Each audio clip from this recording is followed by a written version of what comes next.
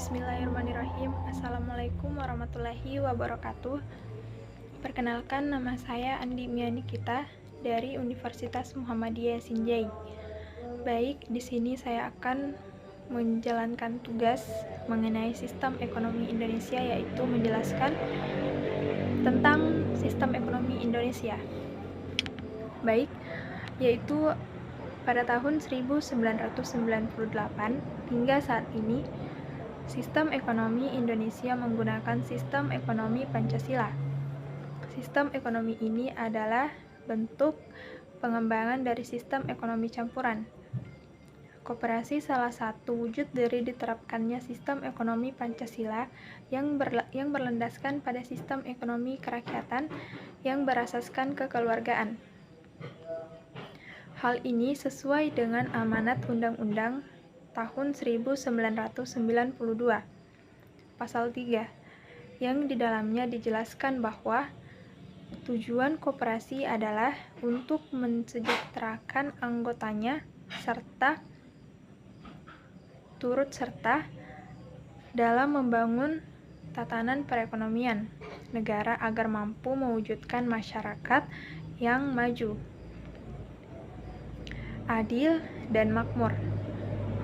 Pengelolaan sistem ekonomi ini dilakukan berdasarkan hasil musyawarah yang dilakukan oleh perwakilan rakyat.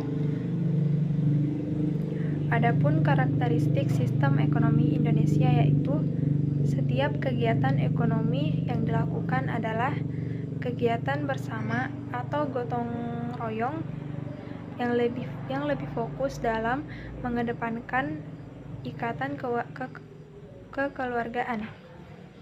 Yang kedua, negara menguasai berbagai cabang produksi yang sifatnya strategis dan penting untuk banyak orang. Yang ketiga, alasan negara untuk menguasai cabang produksi yang strategis di tanah air adalah demi kemakmuran rakyat. Yang keempat, terdapat beberapa komponen sistem ekonomi campuran yang diterapkan pada sistem ekonomi Pancasila. Yang kelima, kegiatan ekonomi yang dilakukan oleh negara dan masyarakat harus kontinu dan ramah lingkungan. Wujud nyata dari diterapkannya sistem ekonomi Indonesia adalah dengan digalakannya program badan usaha koperasi dari mensejahterakan masyarakat. Setiap barang yang dianggap penting bagi keutuhan negara dan banyak dibutuhkan oleh masyarakat tidak boleh begitu saja diserahkan pada pihak swasta. Negara harus membuat kebijakan dalam mengurus, mengelola, mengatur, dan mengawasi produksi tersebut. Jika bentuk kekayaan negara diserahkan begitu saja pada pihak yang salah, maka tingkat kemakmuran masyarakat dalam memanfaatkan hasil kata tersebut tentunya tidak bisa terwujud.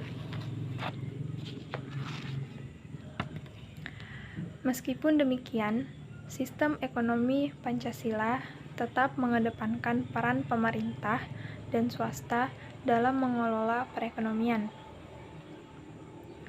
Hal ini diwujudkan dengan adanya peranan yang jelas antara badan usaha, yakni Badan Usaha Milik Negara atau BUMN, dan Badan Milik Usaha Swasta atau BUMS.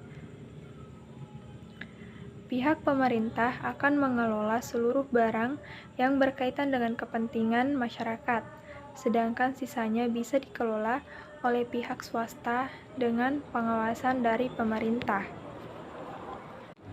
Itu artinya, pihak swasta dan pemerintah tidak boleh mengeksploitasi secara berlebihan agar generasi berikutnya mampu memanfaatkan kekayaan alam dan agar lingkungan bisa terus terjaga. Dengan ini diharapkan agar Anda mengetahui bahwa sistem ekonomi yang saat ini masih diterapkan dan digunakan di Indonesia. karena sistem ekonomi Pancasila mampu membantu kesejahteraan rakyat. Baik, mungkin hanya itu yang bisa saya sampaikan mengenai sistem ekonomi Indonesia. Lebih dan kurangnya mohon dimaafkan. Assalamualaikum warahmatullahi wabarakatuh.